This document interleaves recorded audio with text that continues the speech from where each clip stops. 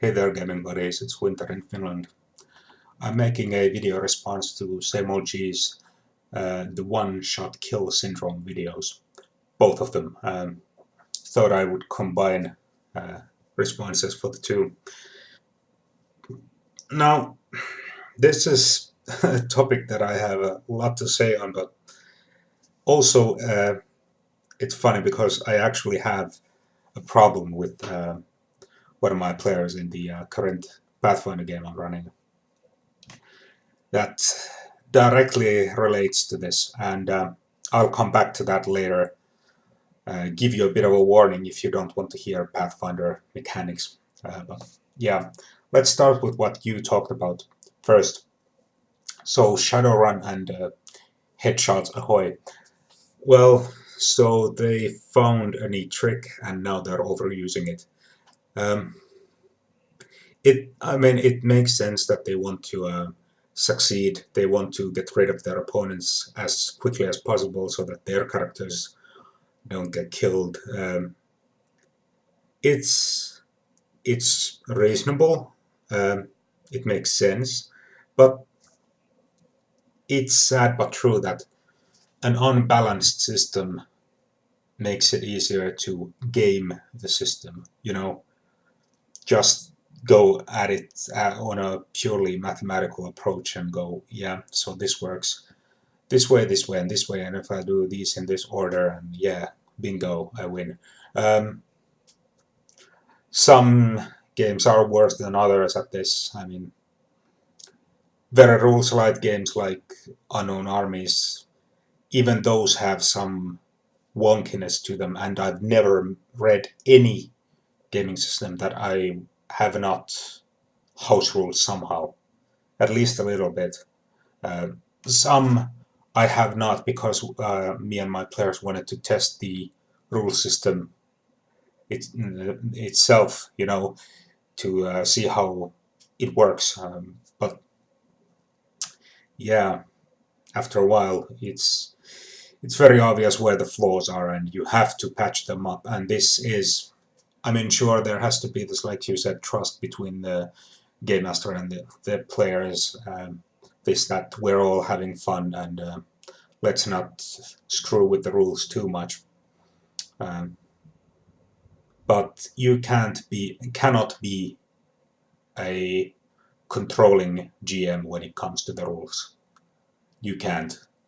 You are the GM, the referee. The rules are your domain. Um, yeah, you should be controlling them, um, but they should not be altered on the fly according to your whims. If you make a mistake, you should acknowledge it. You can only be controlling with the plot or the player characters. Too much control over the plot, and you end up doing something contrived or boring. Too much control over the player characters, and you make sure that you'll never have players again. Uh, but of course, here you have to be sensible as well. If you have stacks of house rules, then maybe design your own game at that point. No point in playing this one. But if you introduce house rules, they have to be brought to the table up front, not dropped on the players during play or between sessions. You have to give them the rules and say, okay, these are the rules. These are the reasons why I made each of these. Do you have any questions? Do you think any of them are bad? Because, guess what? You might make some bad house rules to patch up the bad core rules. It's possible. I've done it. Or you might even make some rules that end up being non-existent, like they don't matter. The stuff you went to great lengths to describe and detail that this is how this works, and then you end up not even using it anymore. you know, but yeah, you have to get sort of response from the players when it comes to house rule. But Uh, Min-maxers and optimizers, of course, they take the rules and they squeeze blood out of a stone. You give them an inch and they take a mile. They take everything that the system can give them. And they don't break the system. They just optimize to the fullest extent. They try their best to be the best. They can be problematic with this in some games, but overall, an optimizer that knows how to rein it in is just a fine player who just happens to know the rules really well. And of course, there's also the problem player with this, the power gamer, who actually looks for the holes and little loops in the rules and exploits them. Some rule is worded vaguely, so the power gamer takes it and twists the hell out of it, uh, going against the spirit of the rules. Those guys have to be stopped. But overall, yeah,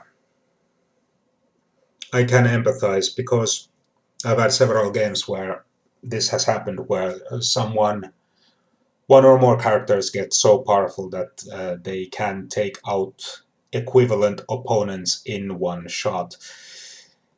But I like to use the tactic and the term of the atomic option, which creates a balance of fear. Now, what is the atomic option? Well, just like two countries that both have nuclear weapons and understand that if they use their nuclear weapon, the other guy will use theirs and no one wins. I make sure that the players understand before we begin play, if they can use it, I can use it. If they open that can of worms, I'm going to pour all of those worms out and just swim around in an ocean of worms, cackling maniacally. If they make a build that is completely overpowered in some respects, guess what? They might run into a very creepily familiar NPC who fights in a very special way or picks their pockets from 100 yards away with mage hand or whatever crazy thing I've seen over the years. If they can use it, I can use it. And guess what? If they want a lethal game, I will indulge them. I've killed loads of player characters over the years in my games. Never uh, out of spite, never just ruling that, yeah, you're dead, you're dead. There are always dice rolled, there are always decisions made that lead to that point. Sometimes it's dramatic, sometimes it seems traumatic, you know, trying to make a futile escape, but ending up dead nonetheless, or not the same. Um, and I'm not boasting here. It's just what happens. They make some bad choices or fail to see something obvious that ends up being their downfall. That's how it goes. Um, but that's also part of this trust thing. They know that I won't simply screw them over. Um, but yeah, now I'm gonna go into some Pathfinder rules here with my own problem. If you don't like to hear about Pathfinder rules and this particular problem, you can switch the video off now. This won't take long, but in any case, not all people are interested, I know. In that case, thanks for watching and bye. For those of you who are still hanging around, hi. So, in my Shackles game in Pathfinder, it's been a very challenging campaign, very challenging in resources. You know, the players don't have loads of magic items. They have never had obscene amounts of wealth. The fights have been really tricky sometimes. So, as a response to this, one of the players who has been playing a druid since level 1, they're now level 8, has started using this tactic where he transforms himself with wild shape into a huge animal, which he can do, called the behemoth hippopotamus. This is a monstrous hippo that is taller than an elephant, with huge jaws. It can be found in core rules, not some bizarre third-party publisher's book. It's in Bestiary 2. So, the behemoth hippopotamus. The thing is, it can do a lot of damage with its bite. 4d8 is the damage dice it uses, plus all the strength bonuses and so on. The attack also has a critical threat range of 19 to 20, and if he hits with this, he automatically can make a combat maneuver check to grab his opponent in his jaws. Cool idea, I loved it the first time I heard it. A huge hippo, imagine, just trundling around and biting the hell out of people. However, problems soon occurred because he started using of course he used the Strong Jaw spell. This is a spell that takes the damage dice of your current form and upgrades it 2 size levels. So from huge he goes on to, hang on, what is it? Gargantuan and then finally colossal. Okay, so with his jaws, he's doing the same amount of damage than a hippo the size of a mountain. So from 48, he right now reasons that it goes to 8d8. However, I checked this out. His math was not quite correct. He would actually do 12d6, but 8d8 is still a shit ton of damage. And next level he intends to take the Vital Strike feat, which lets you make one attack during round and double its damage dice. So going by his math, he would go from 8d8 to 16d8. The correct math, however, is from 12d6 to 24d6. Can you see where this is a problem? If you've played Pathfinder, 3rd edition, whatever, you probably can. According to Paizo's own statistics, the average hit points of a challenge rating 9 monster creature is around 115. 115 hit points. With Vital Strike, this behemoth hippopotamus with the Strong Jaw spell will be able to pull off the average damage of 84 and actually put a lot of more behind that because he has high strength and yeah. So a CR9 monster, and he will be level 9 when he puts the Vital Strike in, so yeah. And if he hits, he grabs. Or can grab, but he gets loads of bonuses on that as well. And assuming that even one of the other party members does a decent amount of damage to the same monster, you will one-shot, essentially, a CR9 monster in one round. If it's a monster that has a challenge rating of 7 or under, they will die in one hit, without needing to make a critical attack. So, yeah. This is, as you can see, clearly broken. I've been meaning to take this up with him, but I had not finished making my investigation to this before, and now after going through loads of the puzzle forum posts and everything, the core rules again, I have made my decision, and I will be dialing back the bite damage of the behemoth hippopotamus. Because whoever made that monster for Bestiary 2 was obviously high. They were not using the core rules. A huge creature, a huge animal, whatever, with a bite attack does 2d6, not 4d8. It states that right in the rules.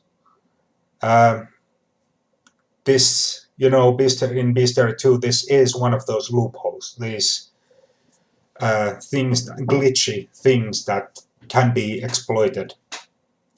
It makes sense that he would exploit it, but I'm going to put an end to it. However, this is something that heavily relates to this issue here, the way I'm going to handle it. First, I'm going to bring it up before we start our next session, probably in a Facebook post first. We sort of organize when we're going to play through Facebook in a group. So I'm going to put a post up there, link these rules, and tell everyone why I'm making this change. And if this proves to be problematic for him, I am fully willing to make concessions. He can, if it sort of breaks the idea that he had for character advancement development, which is very important in Pathfinder. You have to build towards certain thing. You can't just pick willy-nilly. Really, I mean, if you want to be effective in a certain way, you can't just pick whatever you want every level. But I will make sure that he has the possibility to swap out some feats if he feels like it, even, sort of reimagine the character if he doesn't want to use this more reasonable version of the behemoth hippopotamus. I still hope he will go for it and use it, because it's been a source of great joy. Everyone calls him the piggy when he transforms, and it's actually a heavenly piggy, because he has the celestial template on it as well. Of course he has. So this huge hippo has little wings, and it's wonderful. But anyway, that's how I'm going to handle it. And if he doesn't go for it, I'm sorry to say this, but tough. I will not have a broken game. But I'm sure he is a very reasonable man, and once I make my case to him, he will understand. And I understand also that why he made these choices. He was compensating for the difficulty of all these fights, and they have been difficult, absolutely. I'm very aware of that. And so the blame is partially on me, partially on him, and partially, well, mostly, I would say, on the rules for allowing this to happen in the first place. But there you go. Can't be helped. Sometimes you have to patch things up afterwards, but yeah. So that's my solution to this particular problem, and you shouldn't feel shy about making these sorts of rulings in your games either. If you don't control the rules, who will? Anyway, something to consider, and have a good night. Bye.